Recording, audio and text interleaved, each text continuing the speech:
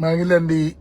ziyaare bu baax a baax di ñaan rek ngeen partager massivement comme ça ñu mën a tàmbali waxtaan wi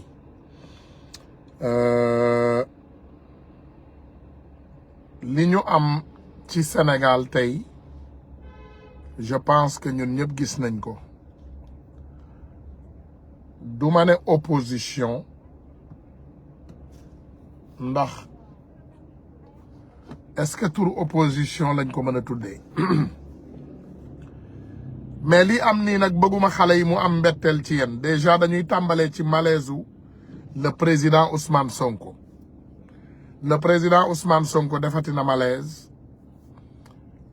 te dañuy wax toujours rek ne ki ñuy seqal peut-être il n'a pas l'intelligence pour comprendre que il se met toujours en danger et il met le Sénégal en danger ndax lu dal président Ousmane Sonko dinañ ko jëflante ak Macky Sall et je sais qu'il le connaît waaye il va prendre les risques parce que man yàgg naa leen ko wax fii nee naa leen bis bu Macky Sall fexe ba dara dal Ousmane Sonko kenn ci ñoom du dund ba koy nettali et ils n'ont pas compris ça ñu bari ci ñoom dañu defe ne loolu ay waxantu la rek comme maanaam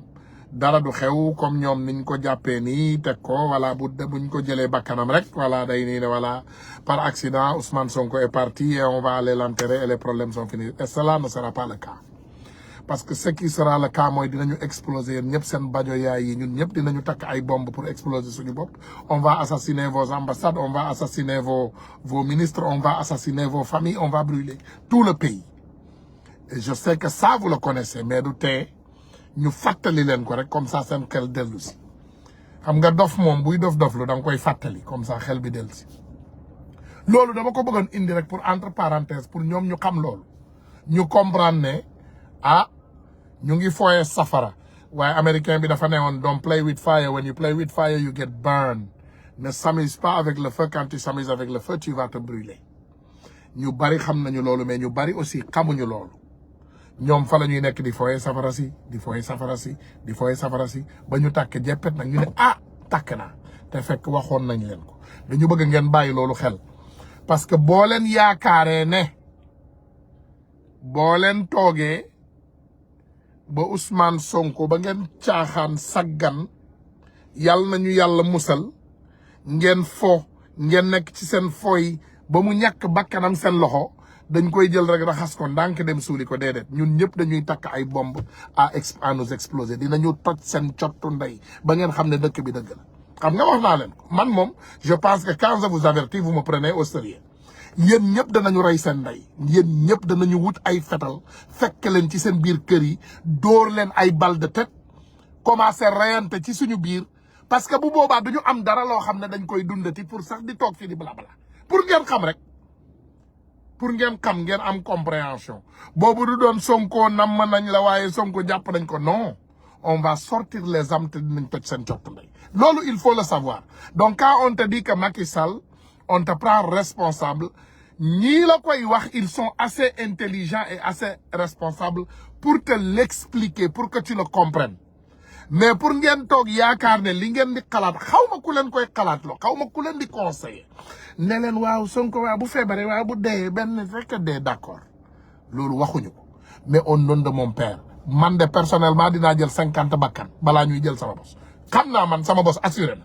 te je sais que les autres Sénégalais y en a beaucoup comme moi yoo xam ne am nañu fit te dinañu def seen wàll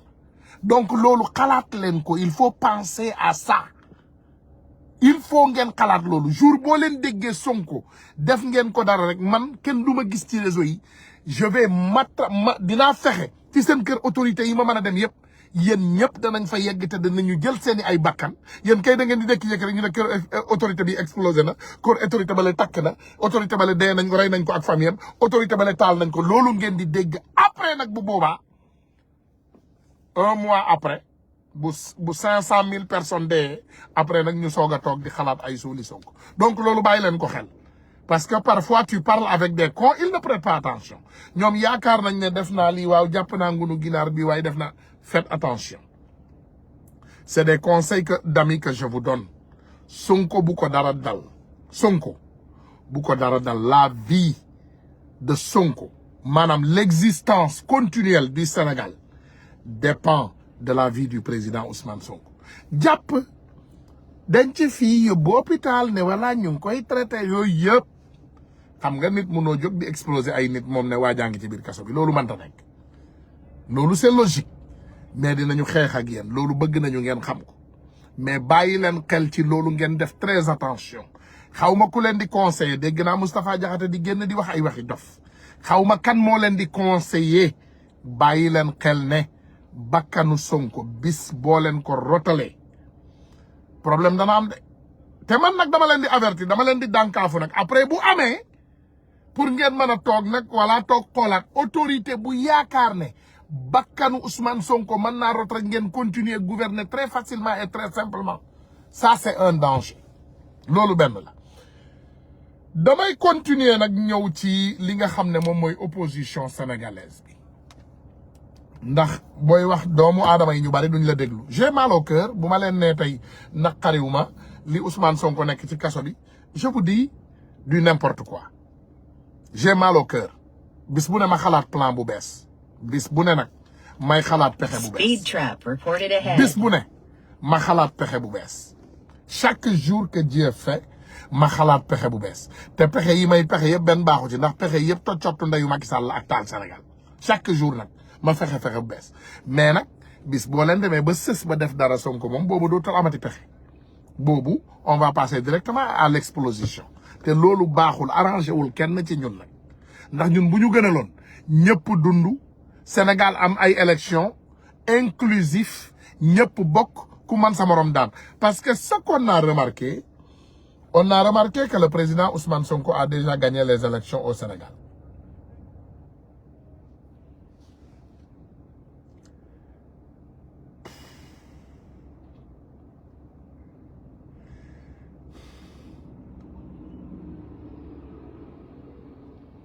On a remarqué cela déjà que Sénégal moom élection tour bi la rek ndax boo xoolee li ci dëkk bi léegi ça donne on voit que parrainage kenn mënatul am parrainage opposition ñi tuddee seen bopp opposition ñu ngi génn di kaas ñu ne waaw Sonko mi ñu jaay doole mu nekk ci kaso bi te ñoom du ñu wax ci moom ñu ne pourquoi nit ñi du ñu génn jox leen ñoom parrainage yi te parrainage du forcé doomu aadama yi ngeen bëgg ñu parrainer leen dañ leen gëmul. They don't believe you. They don't believe you. They don't believe you. They do not believe you. ñoom gëmuñu la ñii ngeen xam ne ñoom ngeen di xaar pour ñu jox leen parrainage gëmuñu leen. They don't believe you. ñooñu gëmuñu leen. gëmuñu leen. Donc vous avez un problème très sérieux. xam nga du ñooñu rek ñoo leen gëmul malheureusement ñun tamit gëmuñu leen. xam nga tey boo xoolee li xew Sénégal bi ngeen créé F24 sénégalais yëpp tàccu le président Ousmane Sonko était malade il a laissé tout ce qu'il faisait il est allé signer mu dem mu signer F24 front bi nga xam ne moo dajale opposition bi yëpp dafa dem signer ana F24 yéen ñëpp yéen a ngi laqatu ndey seen suufu lalu yaay yi ne parti di namp bi borom ak namp na yéen ñëpp. Est-ce que vous avez remarqué quand le président Ousmane Sonko venait ci langue politique 2017 les événements du Sénégal étaient pareils. xool leen li xew nii léegi moo xewoon parce que booba mi ngi jaay doole ay ñoom Mamadou Diop Decroix ñu ngi leen di jàpp ngay seen tànk yi comme ay xar sànni leen ci ay autopolice di maltraiter Sénégalais Ousmane Sonko bi muy ñëw ci langue politique bi loolu moo xewoon. F24 ana ngeen. L'opposition sénégalaise en général pas d'attaque personnelle waa taxawu ñoom dinaa leen jox tuuti benn information Abba Mbaye dañ ko digoon président non vice-président assemblée nationale la ñu digoon Abba Mbaye mi ngeen dégg mu yor làmmiñam nii Abba Mbaye mu Khalifa Sall mi nga xam ne Ousmane Sonko tax mu falu député fële ci Saint-Louis ndax mairie bi gis nga def na ko waaye dafa meroon parce que waa Pastef lii moo taxoon Pastef jeunesse bi bañoon faral Abba Mbaye Saint-Louis lii moo taxoon parce que ils l'ont vu venir xam nga nag dinaa la wax dara gis nga jeunesse su Pastef jeunesse yu nanditee jeunesse bu nanditee ngi nii chaque jour ñu fàttali ma nag grand bul def erreur ñii traître lañu grand kële traître la jeunesse laa lay wax. mais Ousmane Sonko comme moom ndeysaan xol bi dafa rafet moom dafa ne donner la chance à tout le monde ne jugez pas les gens may leen ñëpp chance donner la chance à tout le monde may leen ñëpp chance voilà bu leen gaaw a juger nit ñi waxtaan leen ak ñoom ñu xool ñu teg ko ci yoon Ousmane Sonko doon lay waxee. donc Abba Mbaye li xew dëgg bi xew dañ ko dig vice-président assemblée nationale la ñu dig Abba Mbaye ñu promettre ko ne dañ koy jox vice-président assemblée nationale mais affaire bi jur coow bi mu juree coow li mel ni tulleeg màlle coow li bari gars yi ne ko léegi na teg lépp ci suuf ñu jox ko liquide koppar xaalis bu takku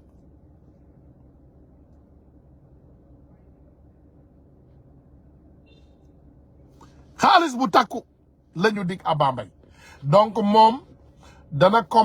continuer sawlal dana continuer wax ba yuut dana continuer sos dana continuer fen dana continuer def tour des télévisions il est payé pour ça.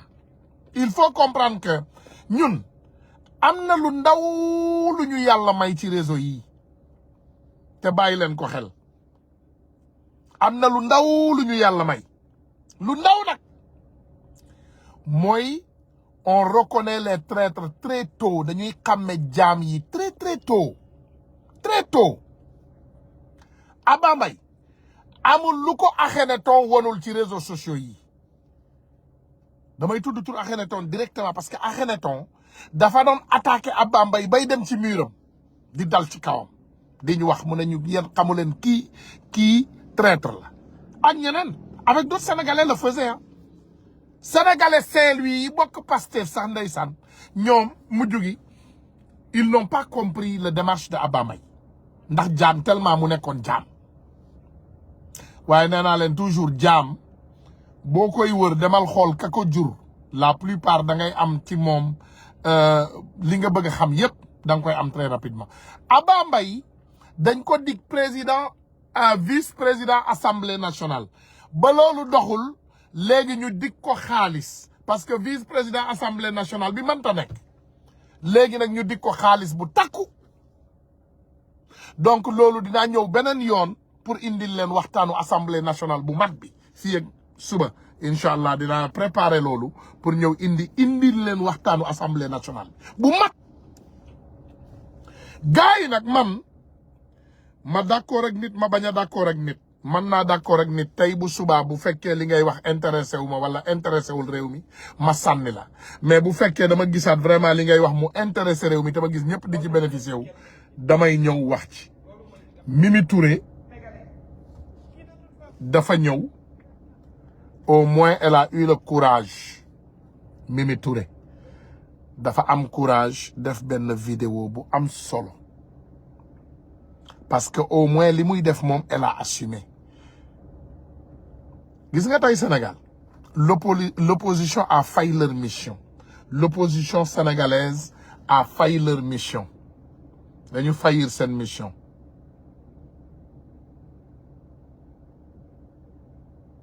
voilà l'opposition sénégalaise a failli leur mission man mënuma comprendre nga ne ci démocratie nga nekk yow nga am doomu aadama boo xam ne c'est un opposant même boo leen andul même bu fekkee andu leen yow intérêt Sénégal moo la tax a jóg te intérêt Sénégal xam nga ne du Macky Sall d'accord yow anduloo ak Ousmane Sonko yow bëgguloo Ousmane Sonko gagné sa bopp nga bëgg mu gagné mais tu sais que am na doomu aadama boo xam ne mi ngi salfaañee suñu démocratie nga toog nga ne pat di ko seetaan dans l'intérêt toi tu te dis que dina gàllankoor Ousmane Sonko donc man bu ma demee dinaa am chance tu n'as rien compris les Sénégalais ne voteront pas pour vous Sénégalais duñ leen votel yéen doo leen am sax parrainage loolu bu ma leen ko waxee gëm leen ko parrainage sax yéen boo leen ko déggee rek mooy fuulu Ousmane Sonko bi moo génn ñu juum parrainel leen mooy la foule qui va suivre le président Ousmane Sonko est sorti des milliers voire des millions de personnes partout dans le Sénégal ñu juum ñu parrainer leen noonu ngeen di amee parrainage mais sans cela vous n'aurez jamais de parrainage donc soxore président Ousmane Sonko di ko gàllankoor di ko xeex di ko iñaane di ko yéene dee di ko yéene lu bon arrangé wu la yow parce que ndamu Ousmane Sonko mooy sa ndam te fayitu Ousmane Sonko yow doo ko gis doo ko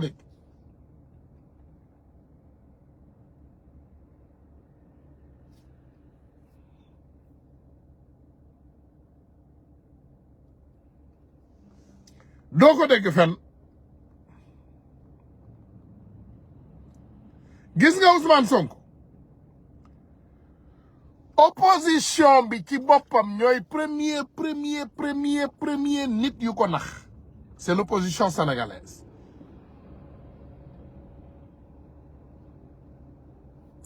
games are over opposition sénégalaise mooy ennemi numéro 1 wu démocratie Sénégal. Notre démocratie, l'ennemi, c'est pas le parti au pouvoir. Parce que le parti au pouvoir, on sait que eux, ils ne sont pas démocrates. Comme quelqu'un a écrit aujourd'hui, Mouné Amadou Ba, c'est le plus grand poltron du Sénégal, comme l'avait dit Ousmane Sonko. Il est caché derrière les institutions pour détruire le Sénégal. Koko moy Amadou Ba. Amadou Ba, borom ndiglu yaatu, borom saafara yek, borom téere. Il est caché derrière les institutions du pays pour détruire la démocratie du pays. La DGE, ils sont là. Amadou Ba mooy seen patron. Amadou Ba, c'est le chef du gouvernement. C'est le premier ministre du Sénégal.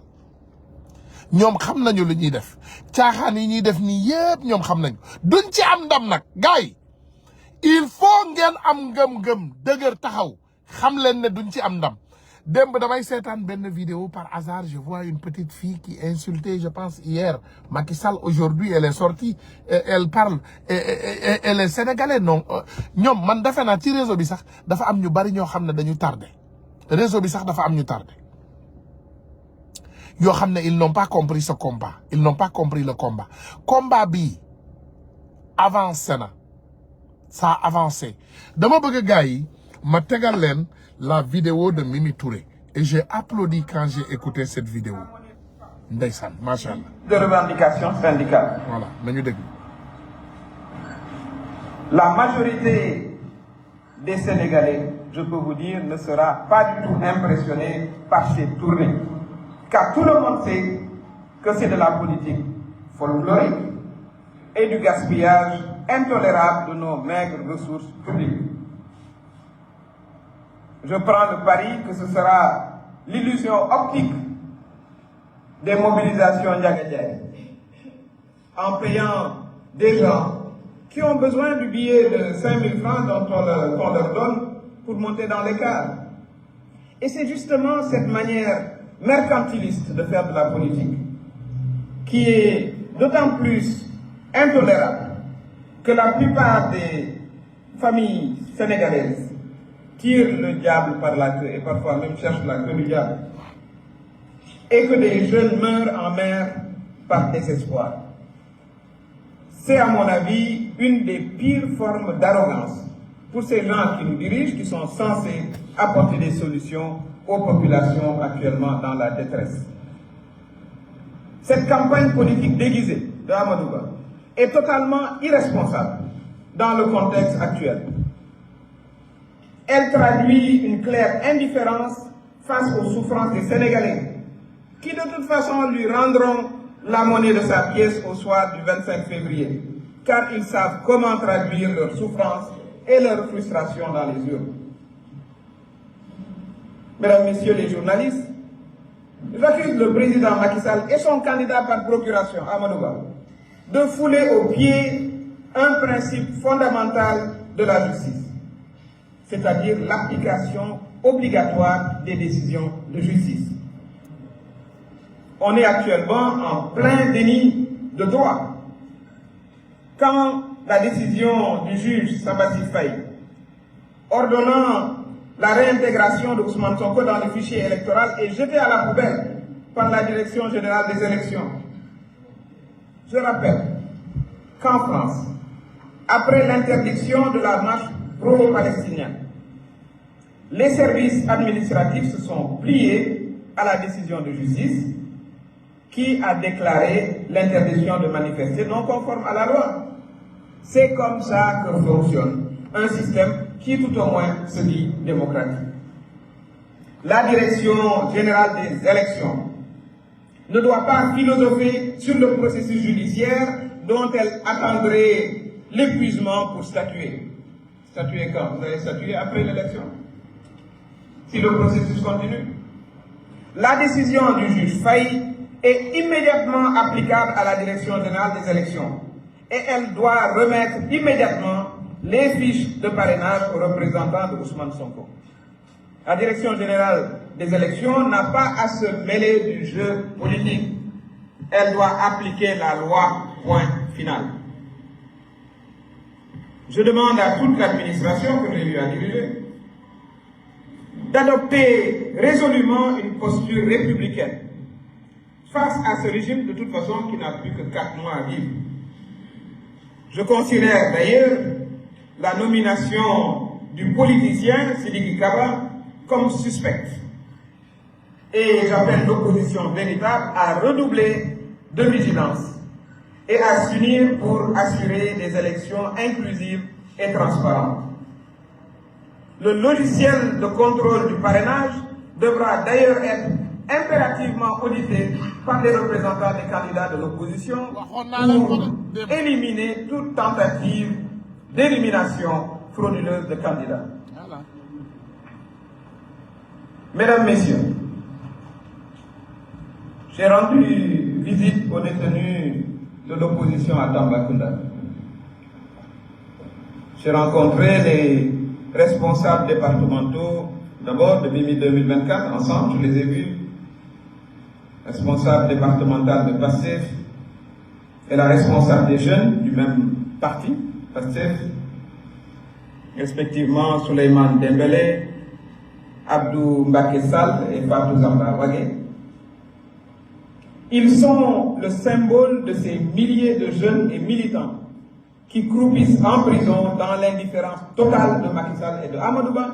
qui comptent les y maintenir aussi longtemps que possible, plongeant ainsi des milliers de familles dans la tourmente et la douleur. J'ai moi-même le cœur meurtri par tant de violations des droits individuels. Et j'interpelle les organes des Nations Unies en charge du respect des droits humains sur ces milliers de prisonniers d'opinion au Sénégal, parmi lesquels le coordonnateur adjoint du F24. Nous étions avec Aliou Sané dans la même délégation le jour de son arrestation lorsque nous rendions visite à Ousmane Sonko à son domicile. Nous demandons aux juges, tous ensemble, tous membres de la délégation, d'être entendus sans délai comme témoins pour certifier que Aliou Sané n'a à cette occasion posé aucun acte contraire à la loi. Mesdames, Messieurs, je l'ai dit à l'entame de mon propos. Je vous exhorte, vous les journalistes, à continuer à jouer votre rôle dans l'approfondissement de notre démocratie. Même si vous aussi avez fait les frais de la dure répression du régime. Continuez à faire montre de courage afin que l'opinion sénégalaise continue à entendre toutes les voix, notamment celles qui s'indignent contre l'usage de la force et le déni de droit par le régime en place, le régime du président Macky Sall. J'appelle les démocrates et l'opposition véritable à se mobiliser pour engager en février 2024 notre pays sur la voie du changement véritable, pour d'abord réhabiliter notre justice, pour renforcer l'état de droit et offrir un véritable espoir à nos jeunes, à nos femmes, aux pères et mères de famille aux personnes âgées, bref, à tout le peuple sénégalais. Pour cela, il faudra en finir avec le régime APR Benno en battant à plate couture Amadou Ba qui revendique haut et fort une continuité de Macky Sall, c'est-à-dire une continuité de l'injustice sénégalaise, une continuité du coût de la vie insupportable, une continuité du chômage massif des jeunes et une continuité du désespoir généralisé du peuple sénégalais. Je vous remercie.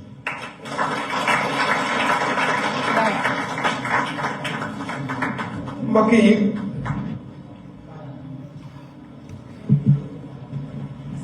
maa ngi leen di nuyu yéen journalistes yi. li mu wax ci français moom lay bamtuwaat ci wolof dama bëgg sénégalais yi ngeen xam ne tey on est dans un désastre on est dans dañu nekk ci danger xam nga nag suñu responsabilité la en tant que sénégalais en tant qu'activiste en tant que membre des partis politiques vraiment lépp loo xam ne buñ ko gisee ci suñu réew mii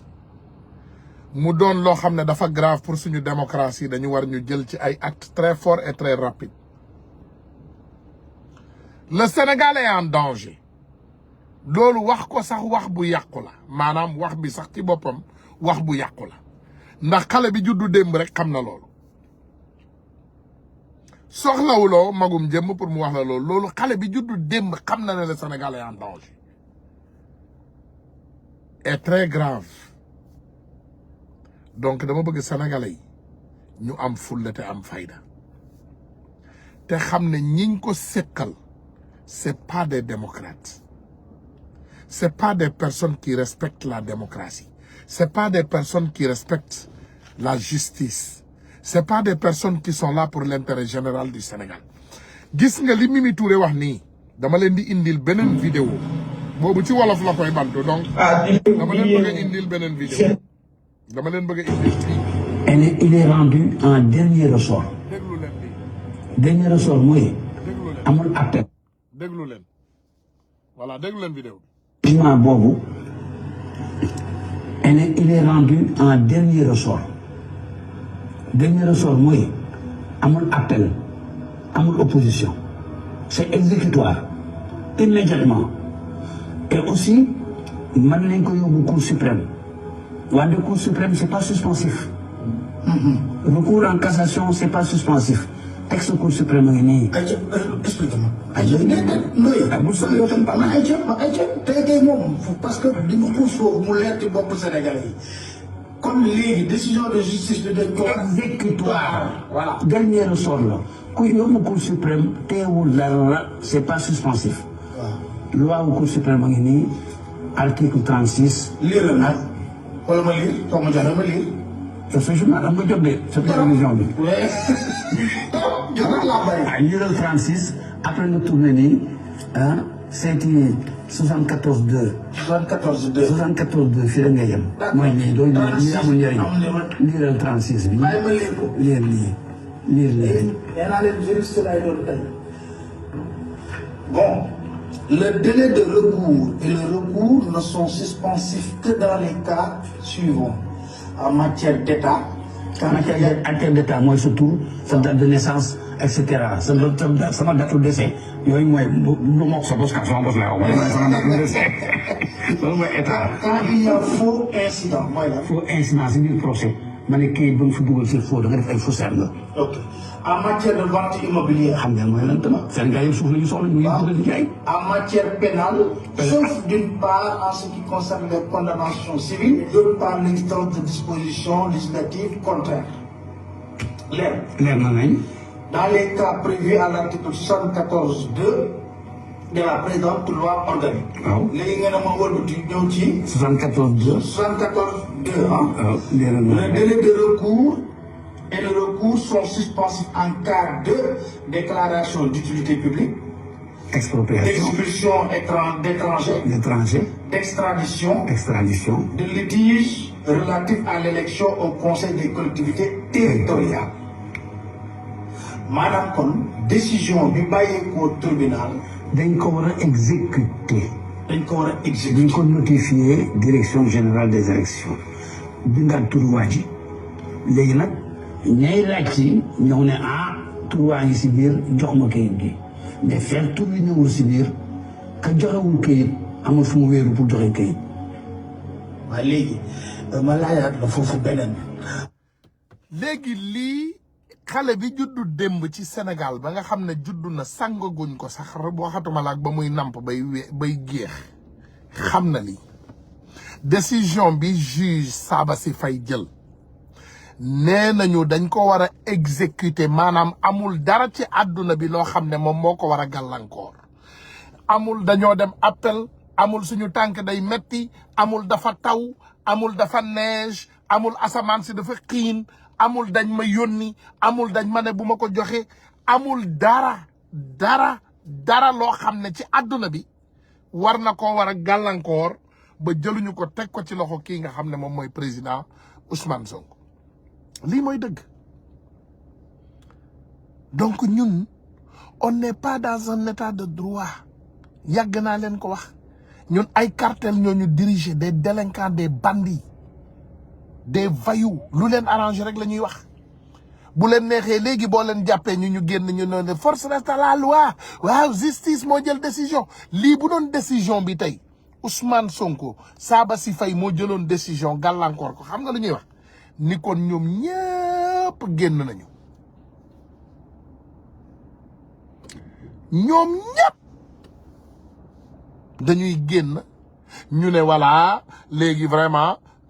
attekat yi atte vraiment Ousmane Sonko war na vraiment respecter recours yi dem justice billahi wallahi bu doon moom moo amul woon dëgg lii la waa Kambale di wax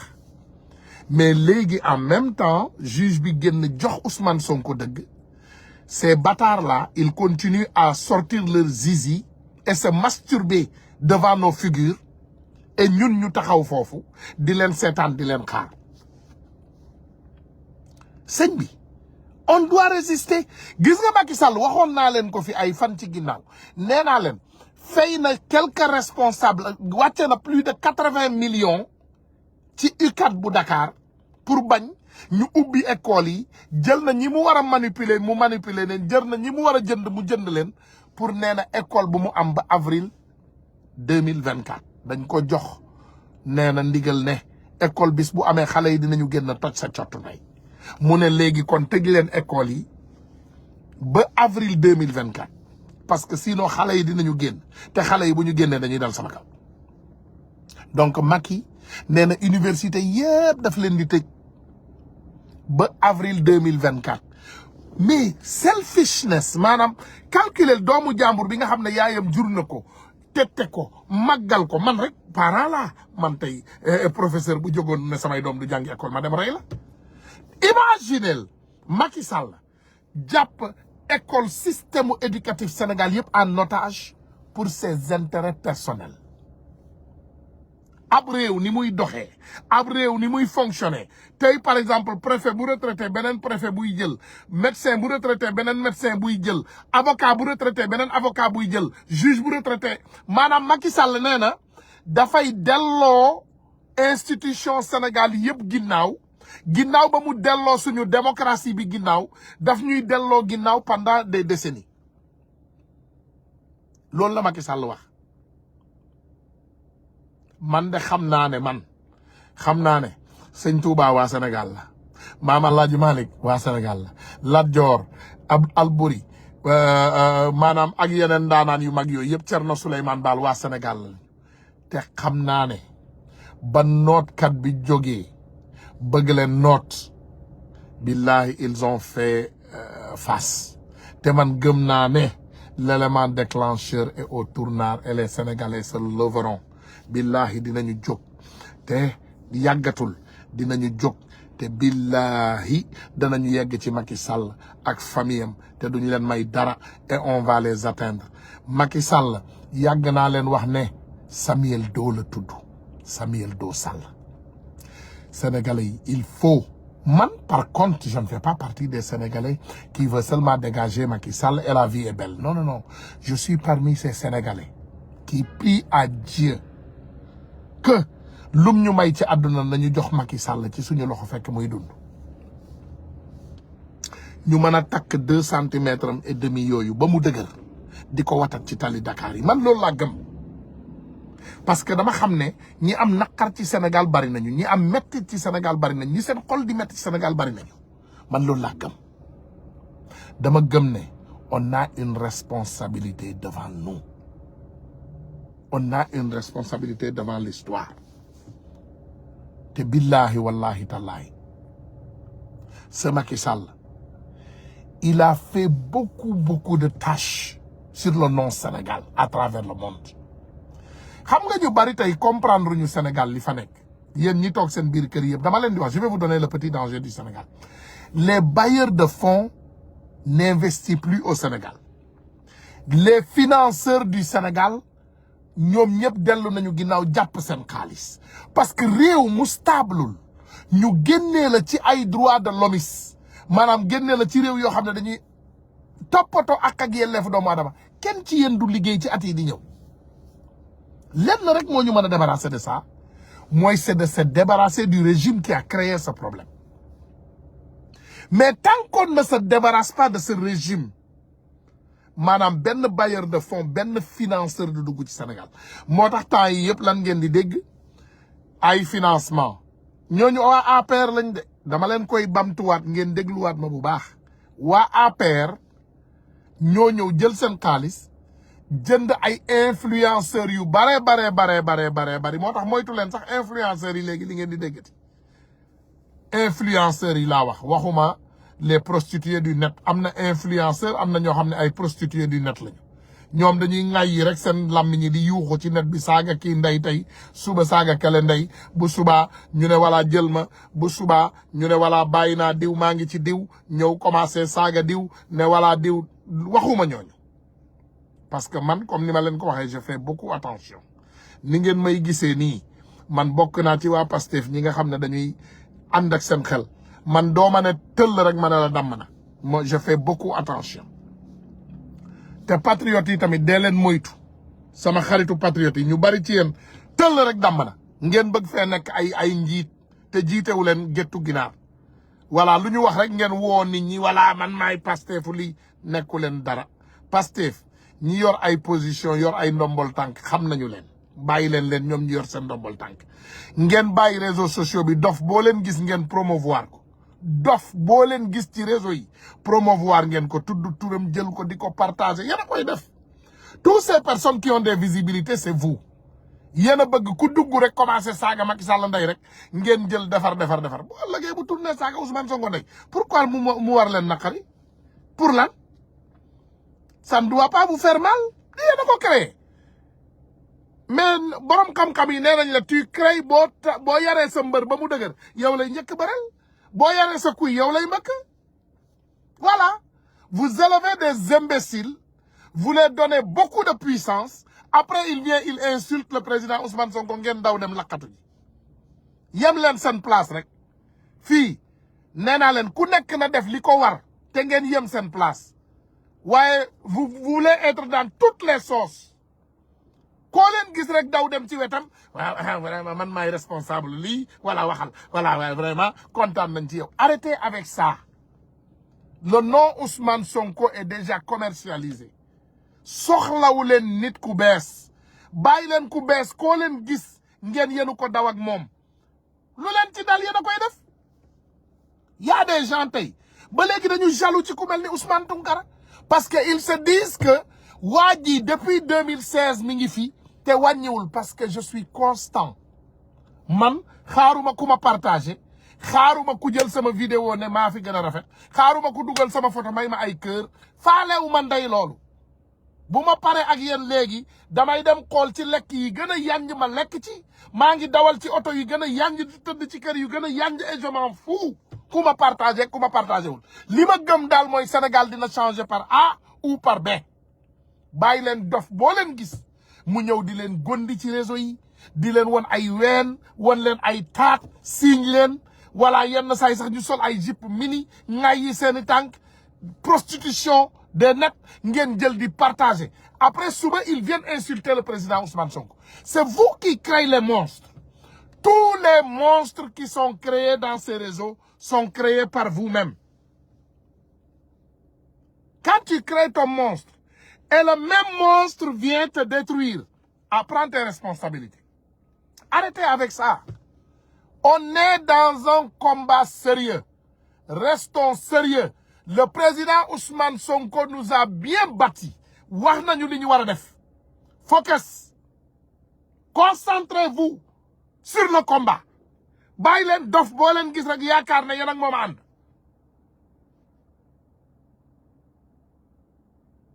Bàyyi leen kon boo leen gis yaakaar ne yéen ak moom ànd. Ku rafet defar ay paupièram tuuti rek ñëw juutu leen rek ngeen commencé tàccu. di ko dugal di ko partager ñëw na waaw xale bu bees bi da ngeen bëgg lu bees sénégalais dafa bëgg lu bees arrêtez avec ça arrêtez avec ça jàpp leen il faut ngeen mën a concentrer wu déjà xam nga lan mooy wane déjà ngor xam nga ngor lu koy wane mooy taatu garab bala doon jox ker démb nga mën a dem toog ci suufu taatu garab googu mu lay jox ker nga bañ a gis garab gu bees rek war jàmbu sa garab buy màgget ba maaxalla jàmbu ngeen ba jàmbu ñi leen bëgg lu tax doo leen dem partager Issa Diène et pourtant il est constant seen waay la allez partager Issa Diène lu tax doo leen dem partager ñoom Djidji ñoom Akhenaton ils sont constants dem leen partager leen lu tax doo leen dem 1 million d'abonnés sur Pape Alé Niang Pape Alé Niang saa bu defee live 1 million de personnes ñoo ko war a gis pourquoi doo leen ko def ngeen dem di xool ay xale yu tekkiwul dara yoo xam ne tojuñu fenn la plupart nee naa leen baadoolo mooy jur baadoolo ngeen jàpp leen di leen partager après ëllëg ils viennent vous insulter bu leen ma yónneeti vidéo kenn na ma envoyé un vidéo de personne boo leen amee fulla am fayda def leen ni man nee naa leen man amul Khaliphone Sall wala tous ces patriotes là quel patriote wala tous ces traîtres là ay ñoom Fouta Ndiaye ay nangam amul lu ñu def ful pour jege ma bañ j'ai refusé ba ci waa ji Cissé mi nekk Amérique nii j'ai refusé parce que man je ne suis pas un n'importe qui du ma jaxasoo ak n'importe qui donc xam leen seen bopp Ousmane Sonko lu baax moo koy wër ñii saaga dafa xewati ci réseau sociaux def naa la nii def naa nii sa ndey loolu xewatul da ngay xam ne ñoom ànduñu sax ak jamono ñun ñu ngi wax gauche ñoom ñu ngi wax droite Macky Sall la fi ne ñun xam nañu Macky Sall ce qu'il fait il vous prend comme des prostituées il vous donne un peu d'argent vous insultez pour lui bu xaalis bi jeexee ngeen saagaat ko mu ñëw mu joxaat leen xaalis bu xaalis bi jowee ngeen ñëw ngeen saagaat ko Macky Sall loolu lay def ñu on connaît ça nee naa leen man mii di wax ak yéen teg nañu ay milliards ci table bi ba sonn dama leen xam je les connais amul dara lu bees da ngay ñëw léegi ñu ne la jàppaleel ñu ma Amadou Ba waaw ñaata millions 50 millions 100 millions 200 300 400 millions loolu la ñuy def mais toog fii di saaga ay nit après di indi ay nit di leen dooleel xam ngeen suñu doole est-ce que vous connaissez la puissance des patriotes xam ngeen doole patriotes yi yéen koo leen dooleel mu doole koo leen bëgg a daaneel ci réseaux sociaux yi mu daanu koo leen gis muy def ay yëfu imbécile di attaquer seen leader def leen li ngeen war a def vous savez ce que faire détruisez la ngeen sànni ko ci xaj ngeen ne ko ñun ñoo la ëpp doole wane leen seen doole